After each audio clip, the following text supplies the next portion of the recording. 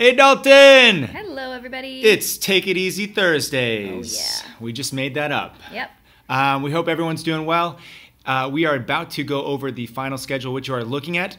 What I want you to do is to put it down. Stop looking at the final schedule. If you have it, if you haven't got it, teachers hold on to them. Don't hand them out quite yet. But what's coming out of our mouths is going to be more important than what's written on that piece of paper. All right, so first of all, before we really get into the final stuff, this is an announcement about jackets. If you are wearing a winter jacket right now, take it off. You may not wear your winter jacket inside the school during the day. Put it in your locker in the morning. If you're feeling cold during the day, you need to prepare for school before by wearing something underneath your uniform. Perhaps some Heat Tech by Uniqlo. This is not sponsored by Uniqlo. Right, not sponsored by Uniqlo. Okay, so let's get into some of the nitty-gritty with finals week. So finals week, if you were here last year, it's a lot like it was at the end of last year. If you weren't here, this is one of the reasons we're going to go over this. So during finals week, if you do not have a final, you do not need to be here. Unless you're a dorm student, if you're a dorm student, you need to go through the same procedures to get off campus. But if you do not have a final, don't be here. If you are here, there are certain locations you need to be. So you must be in the Phoenix Cafe. So there are or other study locations which we will alert you on the day of. But basically that's it. If you don't have a final, you don't need to come. If you have a test, it is your responsibility to be ready and present for that test and in your seat when the time comes for that test. If you are not, you will not receive extra time. If you miss your testing time, that's a 0. That is on you. You must be responsible for your own test. So also another important announcement from last year that during a testing period, and we have 3 testing periods every single day, during a testing period, you may not go to your locker unless you are being escorted there by a teacher. We don't want to have students moving around and doing whatever they want throughout the school. That's going to be pretty much the school's on lockdown for that week. So don't plan on going to your locker during testing periods. There are time between testing periods or even during like a long lab period where you may go to your locker, but during testing periods, nada. Okay, we have a question related just quickly. Do we have to come to school if we do not have a final?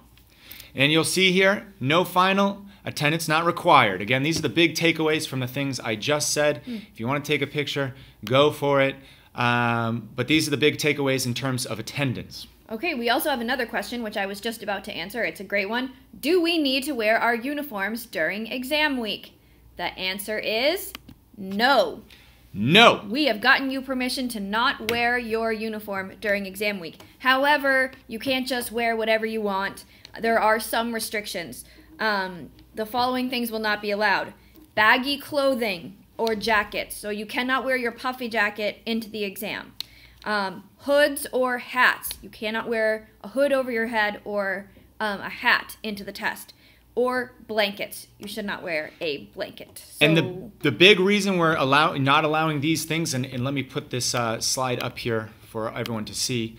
The big reason is we are very concerned with academic honesty here. You will have multiple proctors in an exam which will be, peering over your shoulder. But we want to make sure that we do what we can to limit the amount of opportunities students have to try to be academically dishonest. So make sure not to wear or bring these things into the testing rooms. Teachers will be on you and not allowing them either. Along with academic honesty, we have basically a no tolerance policy. If you cheat during an exam, or if you're suspected of cheating during an exam, you're going to face the music. That's on you. So what we also will not be allowing in the testing room are any kind of technology. So phones, other music or MP3 playing devices, earbuds, etc. Calculators, unless they're allowed, cannot be brought into the testing room. Water bottles are okay, but they will be checked by somebody in the testing site. So again, here is some takeaways from what you cannot and should not take into the room, as well as what to be aware of in terms of academic honesty. The other big thing is, once a test has started, you may not leave until you have handed in your test. So use the bathroom beforehand. You will not be allowed and permitted to leave and then come back. Once you have finished your exam, you're actually going to be required to stay there. A good question here, can you study in the library? The library is actually pretty much going to be on lockdown throughout. You can study before school there, but once the testing starts, basically that's used all through the day. But you may study in the library when it is available during labs. But not during any testing Not during periods. testing periods. No, because testing is taking place in there. Right. Okay, are slippers allowed? Slippers, it depends. I believe, yes, those will be allowed. Can students bring a book to read? Absolutely. While you are in the Phoenix Cafe, you can bring a book to read. Everything is allowed there. Can you bring a book into the testing site? Sorry, no. That will not be allowed. So you may not bring anything into the testing site, period, other than a pencil and whatever your teacher says is okay to bring into there. Let's get into The exams are 75 minutes usually, but the testing block is longer. Do we need to stay in our classroom after the test ends? Great question. So the testing, you'll notice on your schedule that testing lasts for about 2 hours. However, if you're in a regular class, the test will not take no longer than 75 minutes. But you must stay that entire 75 minutes until all students are completed. Teachers have specific exiting procedures.